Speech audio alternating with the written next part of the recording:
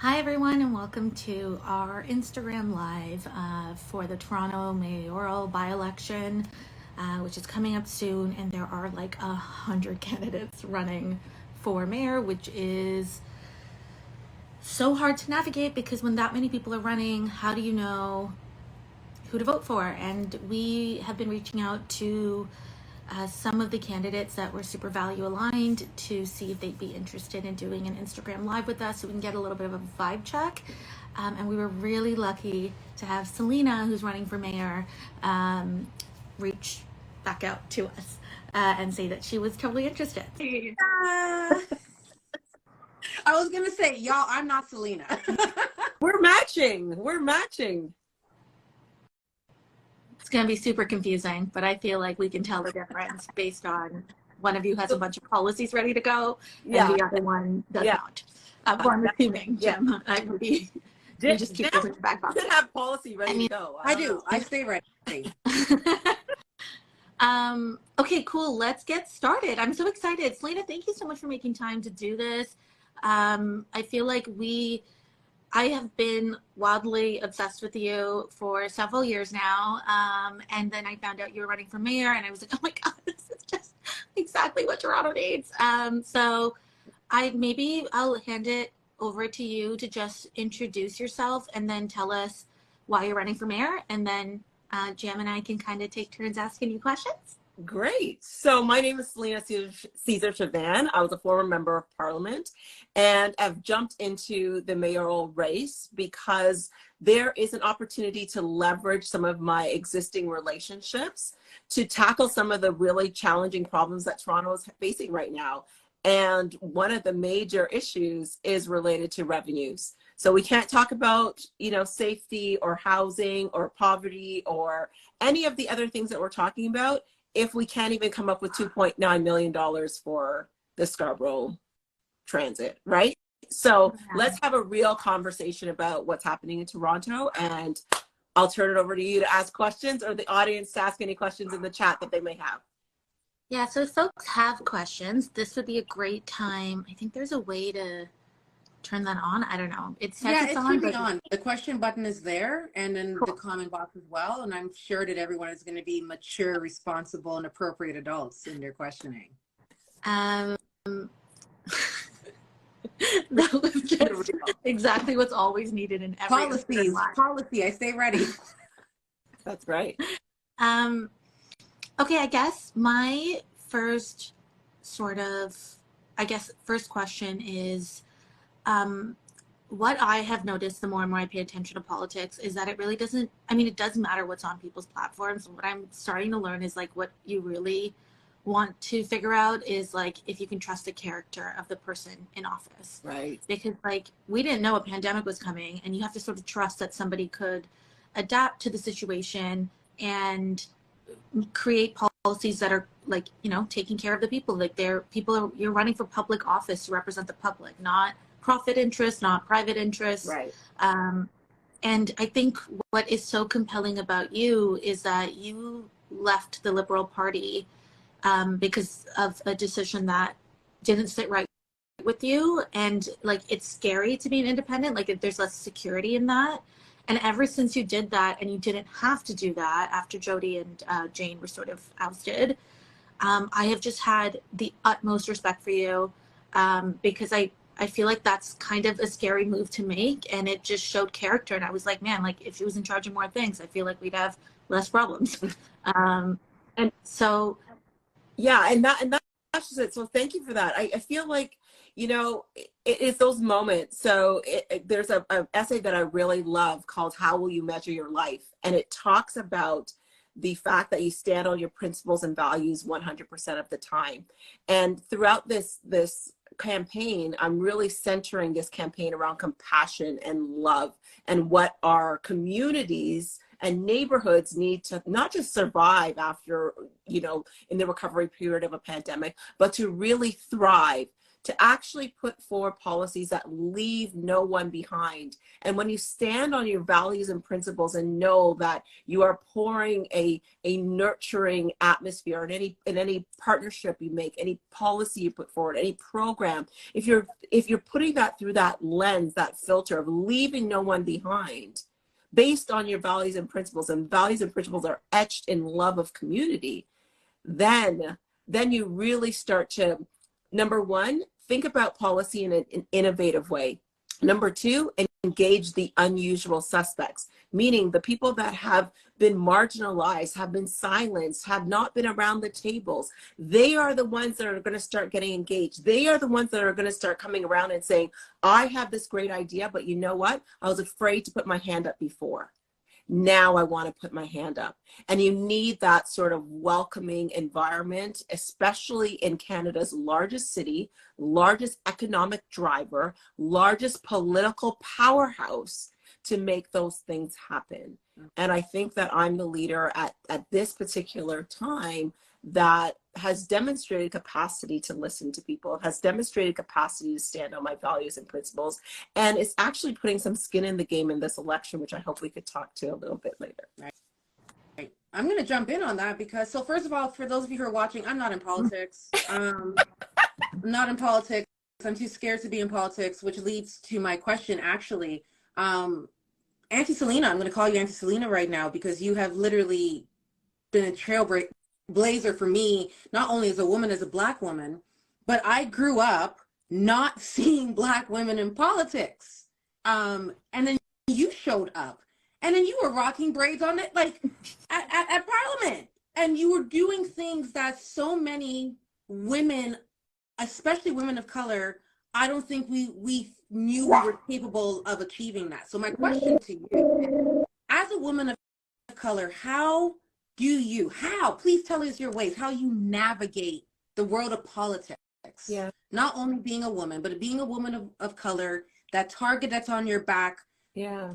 Playing this game of like, do I walk on eggshells and being a people pleaser, or do I say what needs to be said? And that's something I've always admired you for. But for women who are watching right now, who are like, you know what, they've thought about it, but they've been too scared. How have you just had the courage to press on? So it's interesting because the Celina I am now running in this election is not the Celina from 2015 that ran in the federal, or even left in 2019. I'm not that same person. I left federal politics really disenchanted. I was very jaded. I knew that I was holding part of myself back. And so that really bothered me. And I kept thinking, what went wrong? What do we need to do differently? I went through tremendous healing, and I'm now doing my doctoral studies looking at consciousness, love, and leadership.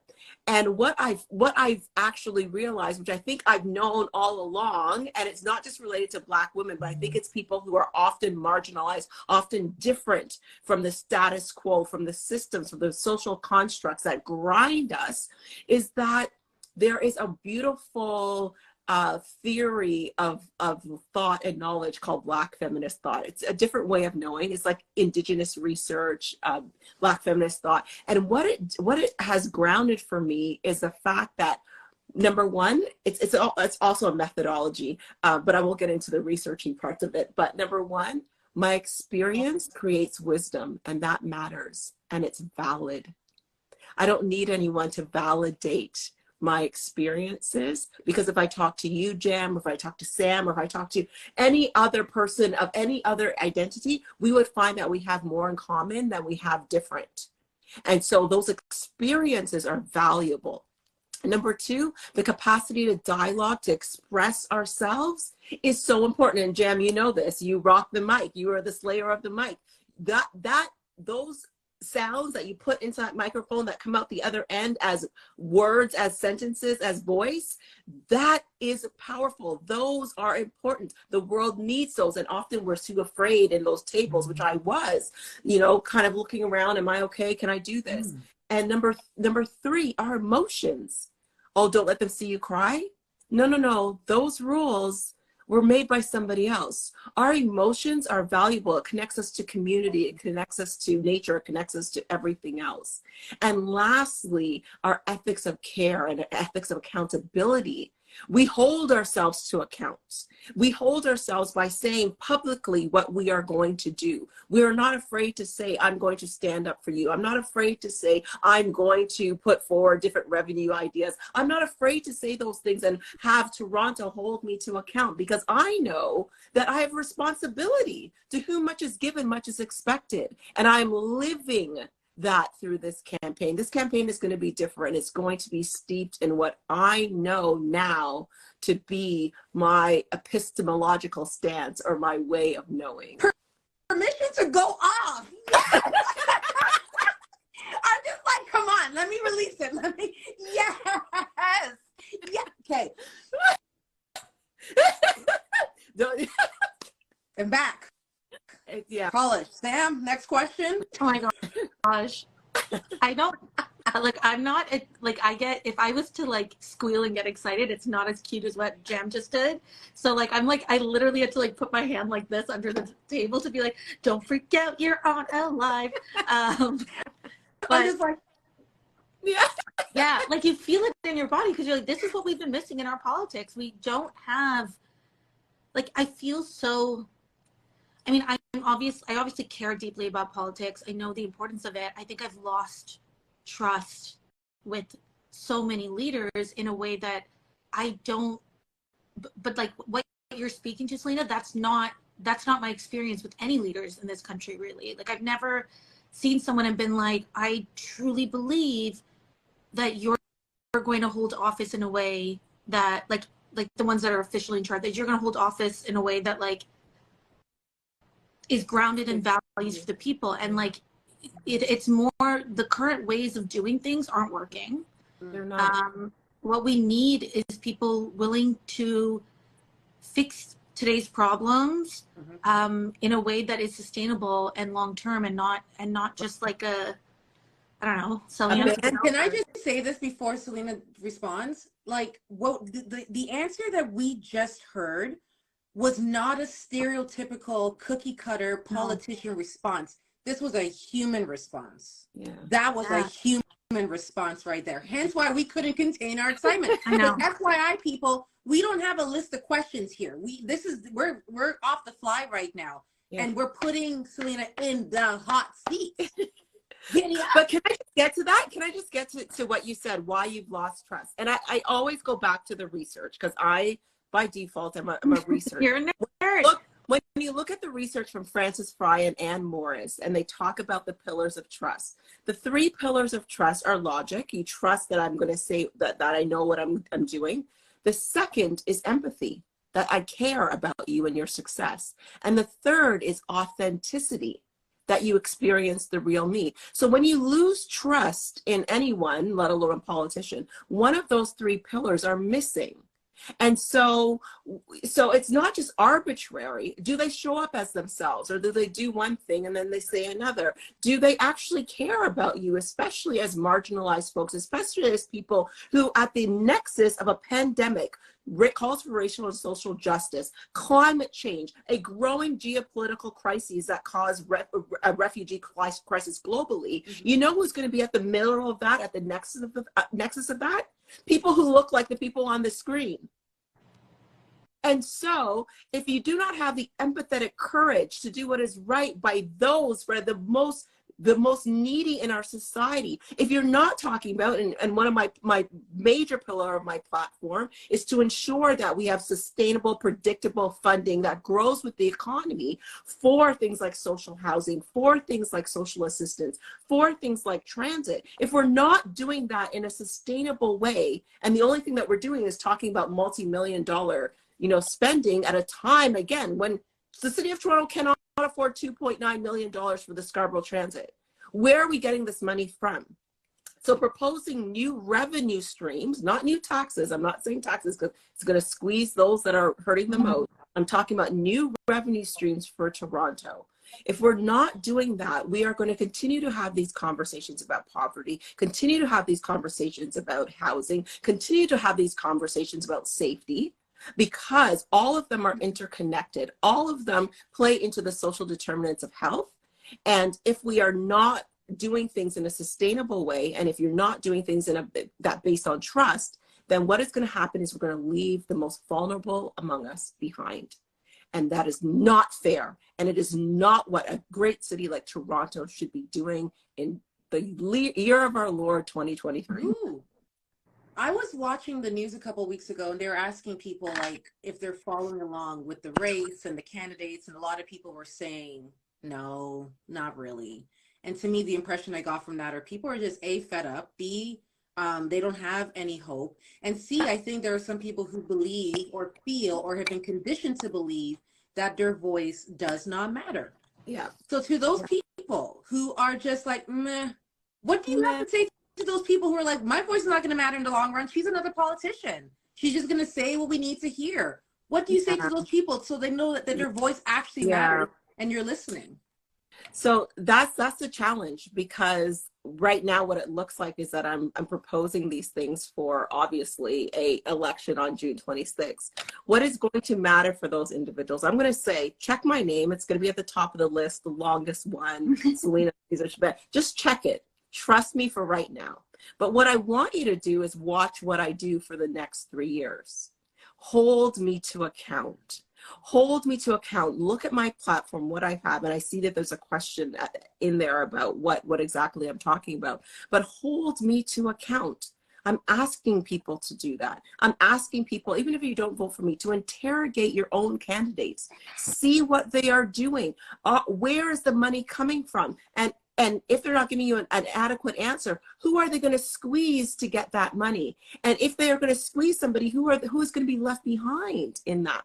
So interrogate whoever you're going to vote for, but know that in the long run, anywhere that you put your vote, that's just step one. Step 2, 3, and 4 is making sure that you hold them to account. It's one of the reasons why people say to me, oh, you have beef with Justin Trudeau. I don't have beef with Justin Trudeau. He happens to be the leader of a G7 country. So I'm going to continue to put stuff out that holds him to account, because often policies leave those who are often marginalized behind. One of the things that we've actually been talking about on Canada Project is like a lot of our policies in Canada is like good enough, and when you settle for good enough policies, that means people like us, but like, let's be honest, Black and Indigenous people, most predominantly, are the ones that are fucked over, right? Like they're the ones really systemically screwed because we've settled for good enough. And so when I look at the state of Toronto right now, and I think about city councilors voting to close warming stations and not having them open 24, like I don't, something broke in me that day. I was like, I don't understand. When I take my dog out to shit, I'm freezing. And you're saying that you're leaving people out there all night. I couldn't wrap my brain around like this good enough bullshit that we have settled for. Right. And what I love is that you talk about how housing, like homelessness is not a crime. Right. And housing is a human right. And I know this is an issue that OCP's community, our large following, really cares about. So I'd love to hear you speak sort of to that, because right. So somebody asked something about the revenue stream. So what I'm not proposing is a levy on the GST. What I'm asking for is a broader share of the sharing of our GST. So when we pay, so first of all, let's just put this in context. Ontario is the only province in the country where social services and social housing has been downloaded to the municipality. Usually it's at the provincial level. So that means municipalities require a little bit more to sustain those two programs. Right now, what is happening is that we're using our property taxes to generate most of our revenue. Over 95% of our revenues is coming from property taxes, some user fees, and some land taxes. But most of them comes from property taxes, and it's used to pay for social assistance and housing, public services, and everything in between. What I'm proposing is a carve out of the GST, or a bigger carve out of the GST.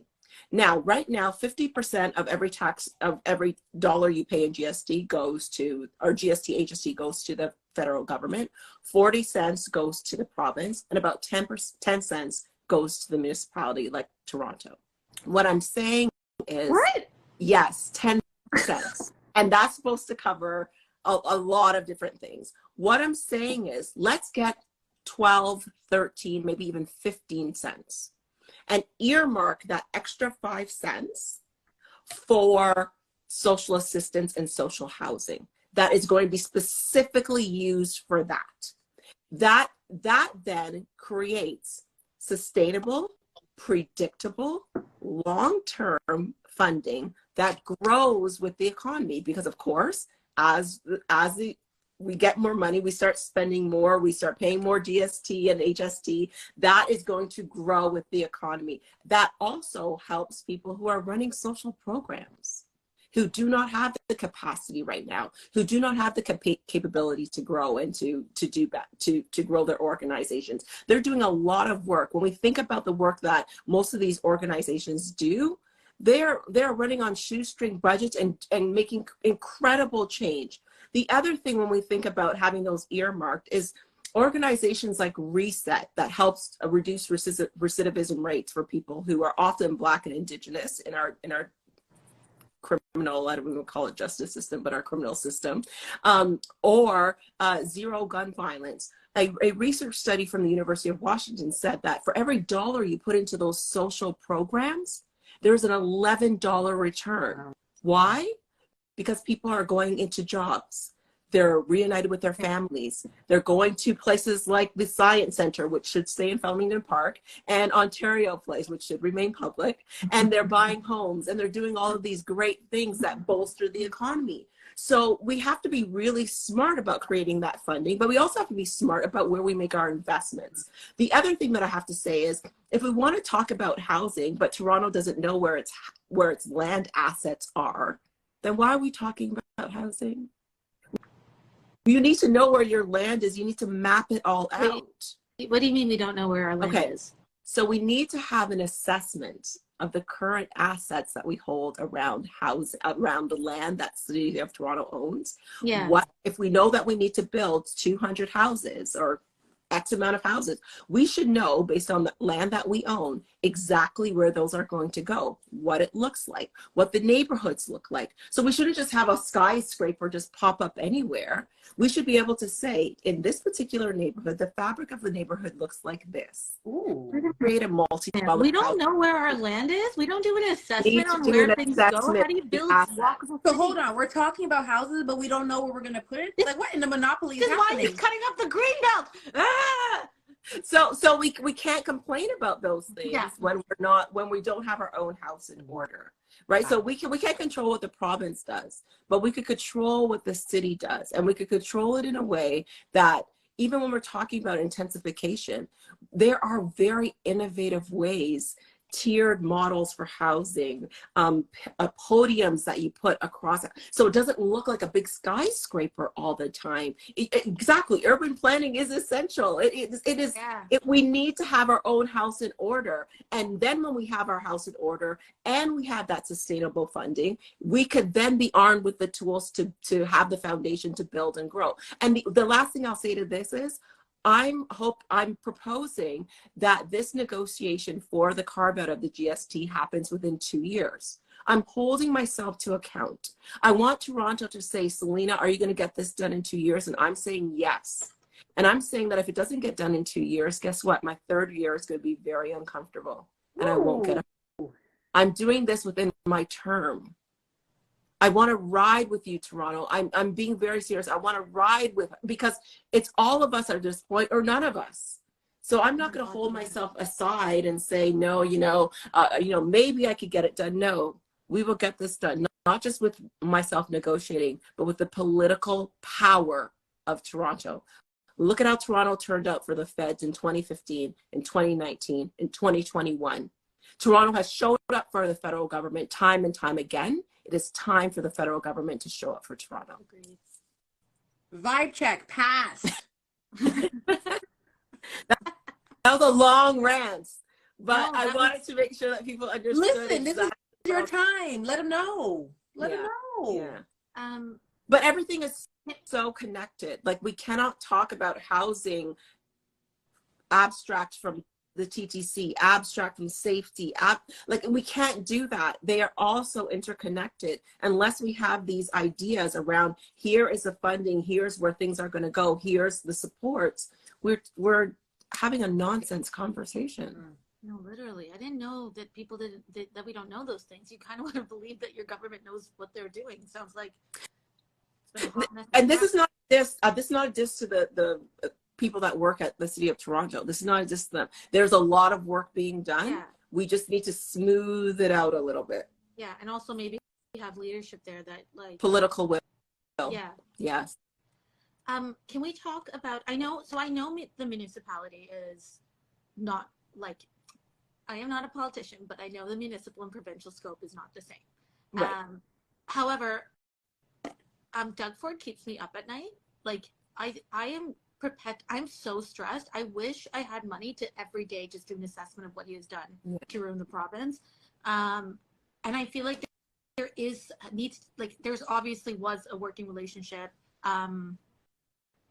How deep it went, I don't know, between Ford and Tory.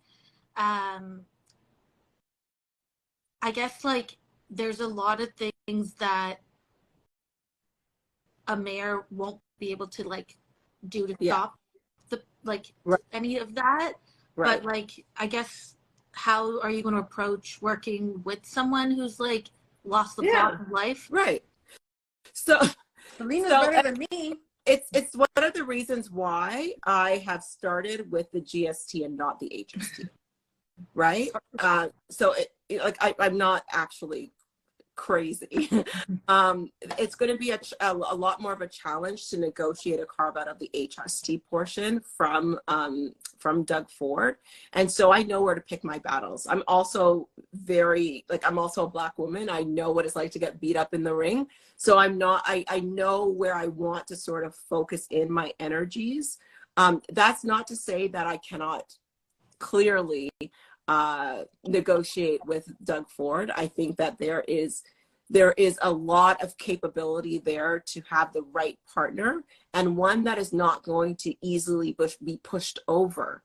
I've not fundraised with developers. I don't have big corporations lining my pockets. So I'm going to say it out loud. I'm not coming after the developers, but I don't want to be in anybody's pocket at the end of this saying that, well, Celina, you owe me because I had a big fundraiser for you. No, I'm good. In fact, I've capped my fundraising at half of what I've raised for my federal election, because I do see the lineups at the food banks, and I'm not going to raise millions of dollars while people are starving. It doesn't make sense to me. But it actually, the way people run their campaigns, I want people to just watch. And I'm not disparaging anybody, but the way that you run your campaign will be the way that you run this city. Okay. It's a microcosm of what you are going to do while you're there. And honestly, the police officers in school, the removing the treatment sites, closing warming centers, all of these things that lack the compassion and the love that is required for people to heal, recovery. We're in a recovery period. Let's be clear about what we're saying. Some of these candidates are using their position of privilege to talk about what they are going to do with treatment centers, close safe injection sites, and just put everybody into treatment. Oh yeah, because the research says that works. Right. You can't just use your privilege that way. You can't just arbitrarily decide that because that is not your experience, that is what you are going to do. As well, everybody that accesses the TTC is a customer. So if that's in mind, and we want to curb what is the current state of challenges that we're having with the CTC, then we have to put money into other resources to get people housed, to get people to treat them with the dignity that they deserve. It's not because you're unhoused that you don't deserve dignity. It's not because you're an addict that you don't deserve dignity. It's not because you have a mental health crisis that you don't deserve dignity. It's not because you are a person of color that you don't deserve dignity. You deserve dignity. And Can we just marinate on that for a second? Just marinate on that for a second. Word. Again, all I keep getting from your answers, Celina, is how invested you are in people. And so as someone who doesn't know a whole lot about politics, and I think when we watch everyone's speeches, everyone's talking about money this and this, that, and da. For the people who are watching, who have never voted before, who aren't really aware, okay? People, let me know in the chat. Are you this person? You really don't know about the platforms and this monies and the H's and the T's and the G's and the T's and the whatever and the whatevers and all that kind of stuff. Why you, Celina? Why you? Why you? Everyone talks a good talk. Why you? Why should we trust you? Yeah. Because I think, you know what, I've demonstrated my capability and capacity to speak up, even when it was harmful for me to do so long ago. I was talking about mental health in 2016 when people were saying to me, do politicians talk about that? Advocating for the federal government to make investments in mental health. I was talking about racism in 2018 when everybody was calling me a racist, long before 2020 when it was avant-garde to do so.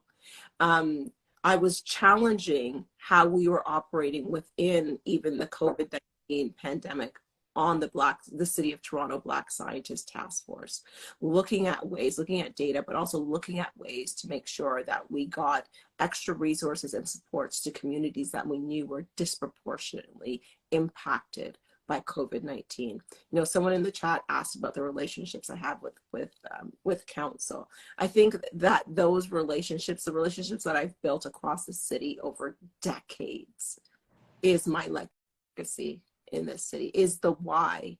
It's the relationship building. You cannot just run a city. You have to work together to build the city that we want, to build the city that will have the stories of promise and hope that we should be telling. Right now, we're not telling those stories. And I feel the frustration, I feel the hurt. But that doesn't mean that championship doesn't run in our DNA. That doesn't mean we're not like Team Toronto. Like, we are. I've been a researcher. I've ran national epidemiology studies on neurological conditions. I've been on governing council at University of Toronto. I've sat in these rooms where policy and conversations about mental health and addiction and issues around marginalization were at the forefront of decisions that we are making. Now it's time to do that for Toronto, and it'll be my honor to do that. Sam, are you in your feelings? Because I'm in my feelings right now. Oh my God. Anytime I'm even just like, I watch something with Celina, I talk to Celina, I'm just like, okay, I need to go journal. Like my hands on my chest because I'm feeling those words are hitting me. Every response you've given, again, I have to go back to how just human you were coming across as, but like your responses to me are telling people that you will feel seen, heard, and valued, and respected, and included, and appreciated, and advocated for. Like, yes, that is absolutely the truth, and I want people to understand that. When I was in federal politics, and I know we're going to be wrapping up soon, but I think one of the feelings that I know for me is one of the worst feelings in the world is not being seen. And I've had that happen time and time again. I've lived in places where I've had to like sort of dumpster dive for my furniture. I've been in very precarious situations with my family and trying to afford things. I've had to struggle. I've been an entrepreneur. I know what it's like to feel hurt. I know what it's like to feel left behind. I know what it's like to feel not seen. And I think a lot of people in Toronto are feeling that way right now. And what I want you to know is, as your mayor, I will see you. I will advocate for you, but we will work this together. I'm not going to be your voice. Everybody has a voice. Yes.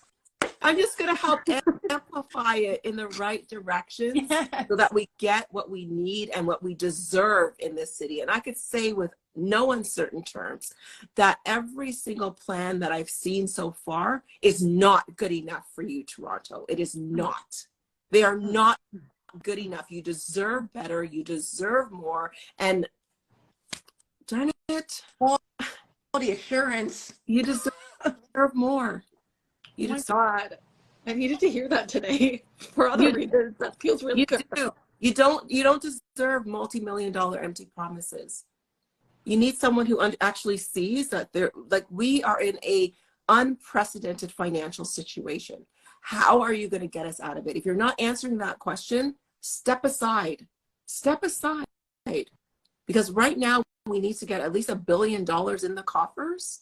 And it can't come from, we could say, yes, we're going to raise property taxes, and we're going to tax this and tax that and tax the other. But you know who's going to end up feeling that? Right. People that often can't afford it the most. So let's be innovative. Let's try to find a way to, yes, we'll have to kick in. We'll have to be a part of the solution, but also let's look at other innovative ways to make sure that a big city like Toronto is run, according to the research, like a big city of Toronto.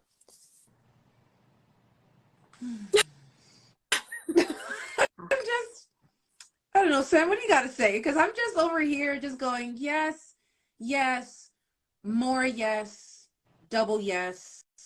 This is refreshing. And I really hope that people, I really hope people are watching. And I love the fact that you have not challenged, but encouraged people to audit you, to check you. Yeah.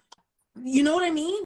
Like, that shows responsibility, that shows character. And you're like, no, listen, I could talk a good talk, but check me. I need you to check me. And my full platform is there. I'm not putting out little press releases on a weekly basis. The entire thing is on the website, celinaformayorto.com. The whole thing is there. I'm not hiding anything. There's no surprises coming. I'm not, shifting gears, on June 2nd when I hear something new. No, it is only going to be about revenues. How are we going to get the money in Toronto that we need to build a sustainable city in which everybody can thrive, especially at this time? That is my only goal. That is my only mandate. That is the only thing that I really know is going to help people that need it the most, whether we're talking about housing, transit, social assistance, mental health supports, all of it requires the revenue.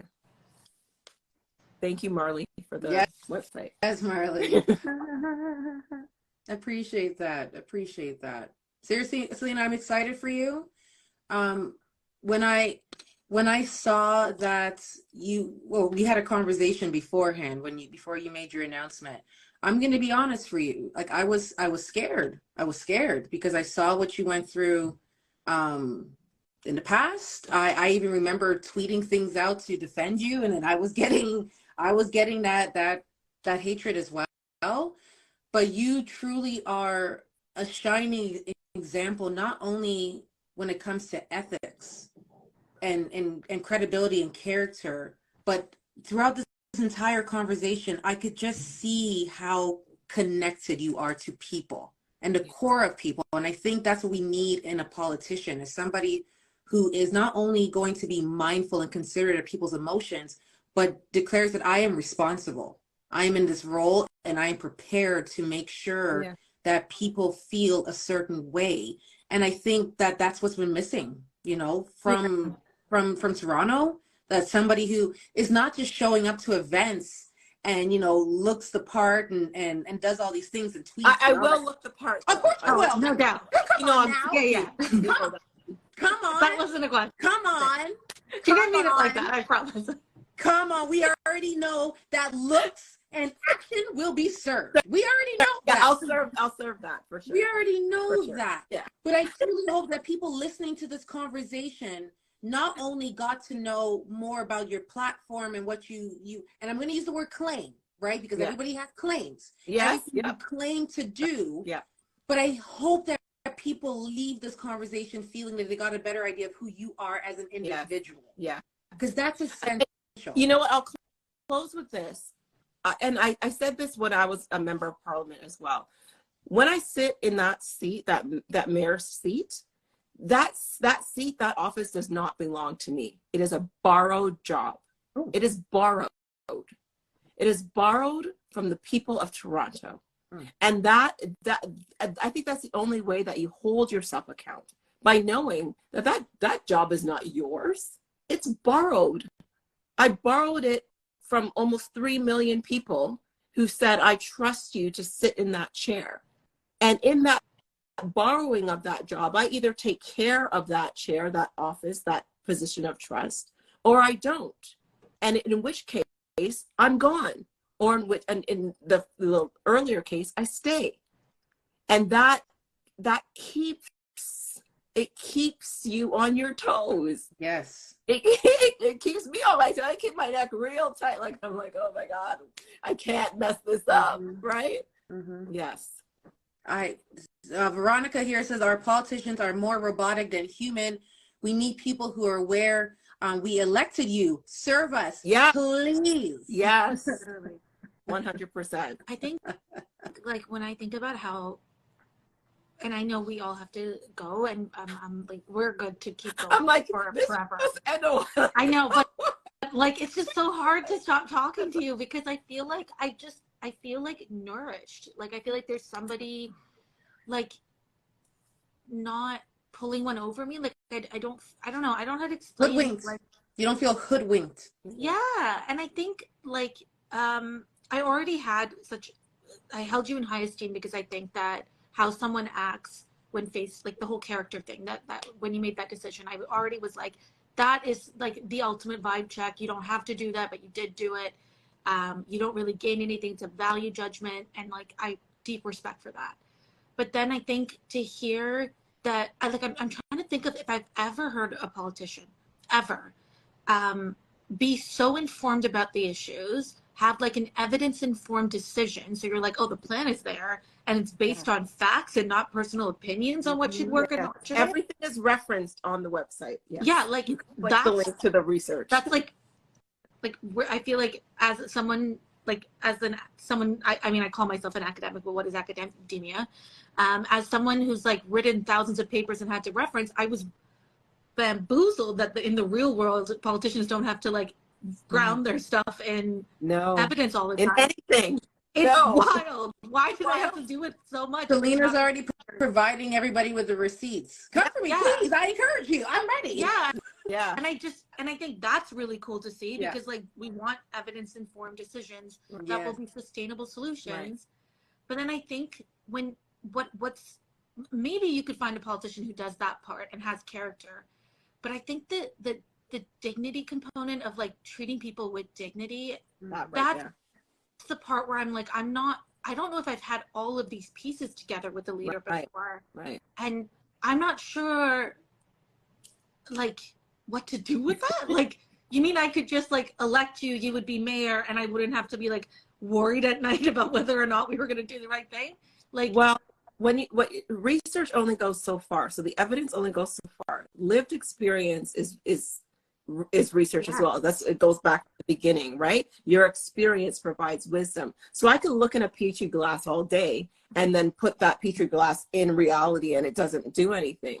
So you really need to have that dignified approach and that humility to say, here's what the research says, but at the same time, how is this research or this decision going to impact you on the ground?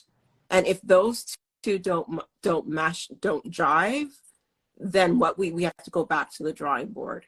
Or if you've done it right in the first place, you have all of those players at the table, and we could actually have a holistic conversation, as opposed to a patch mail conversation where you have to bring people in because you didn't do it right the first time. Yeah, I don't have any other questions other than I'm just ready for your victory song. You know, like, I'm trying to. I'm fast forwarding to the date. You know, like, let's not drop the soca yet. You know, you know me too well. Because you know a fet has to happen. For folks just joining or folks just like sort of tuning in, Celina's running for mayor of Toronto. She is a candidate that is informed about all the details that you wish someone had told you about before, but also like didn't think that everyone, I don't think all 100 people running for mayor could speak to the fact that we don't have an assessment of our land. And that feels like an important piece to have. She has a history of making decisions grounded in a strong sense of character and what's right and what's wrong.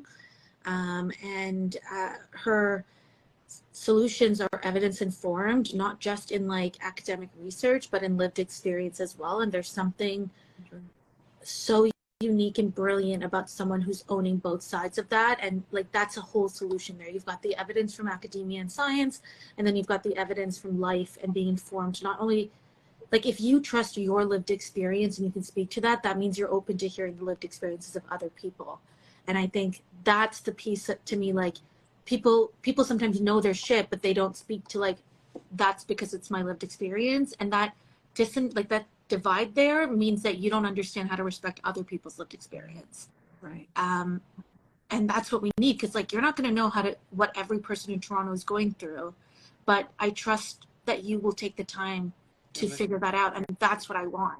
Yes. So celinaformayorto.com. I would 10 out of 10 recommend looking into it, reading about it.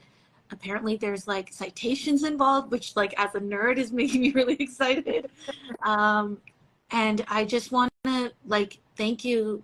I mean, I'll hand it over to Jam and you to close it out properly, but I just want to thank you because I feel like, as if it's okay for me to say that, like as a Black woman running in politics, as a woman running in politics, as like a person showing up not in like a cookie cutter corporate, like what you're supposed to be version of like politicians, you're like your full and authentic self running. And I feel like all of that is such a risk to do because of hate, and people are, and I feel really honored to be able to see you do that. It's deeply, deeply inspiring to me as a young woman of color. And I just, so thank you for doing that, because I feel like it is horrifying, and I hope and pray that it pays off, because like I would fucking love to have you as mayor. Thank you so much, Sam. Thank you. I've already been telling you how proud I am of you. But while we've been having this absolutely insightful, invigorating, energized conversation, I've had my affirmation cards. I put them away a second ago, but one was left out. And I truly believe that this card is meant for you, because literally it's the only one that's left out. If I hide from the spotlight, how will my voice shine? Celina, it is time. It is time for you to step into the spotlight that Toronto so desperately needs. And not only will your voice shine when you step into that spotlight, but the voices and the faces of many that have been forgotten in Toronto will also have the ability to shine because of you. So thank you for this conversation. This was just, I might run for mayor or something in 5 years. Maybe not, because I'll still be there. Can you make it 7? No, I'm trying to run for Toronto. I'm not trying to do that. Like, I might be like a city councilor or something like that. But you clearly, to me, you embody what it is, not only to be a politician, but just to be a person who is responsible for the decisions that are going to impact not only your pockets and how you operate, but people's lives. And so I'm ready. I'm ready to see you win this. I'm ready. I am so honored to have spent this part of the evening with you, Sam and Jam. This is so awesome. You Sam should have like a show, the Sam and Jam show. 100%. I'll be reaching out to you later. But this was energizing for me too, because my name has not been included in the polls, and so I'm not at the debates. But I think that there's still opportunity to have messages and using platforms like this. So thank you so much for allowing me onto this platform to really put forward just what I think is a really solid plan that is evidence informed, that respects some of the consultation. So I don't have like sort of the lived experience piece, but some of the consultations that have already taken place from some of the reports that are cited in the website, they're critically important because there's the voice of the community in there. So I'm just hoping to have the honor of being the mayor of Toronto on the 26th, the evening of the 26th of June. And if you have any questions, I'm at I am Celina CC. And I'm just really looking forward to this. I'm having the time of my life. This is going to be epic. And I think for Toronto, these next few years, with me at the helm, with all of us on supporting Team Toronto, is going to be fantastic. I promise you. Thanks so much, everyone, for tuning in. And this live, if you missed the beginning half, will be uploaded early tomorrow morning onto our Instagram, and then on YouTube later. Thank you. Thank you, everyone.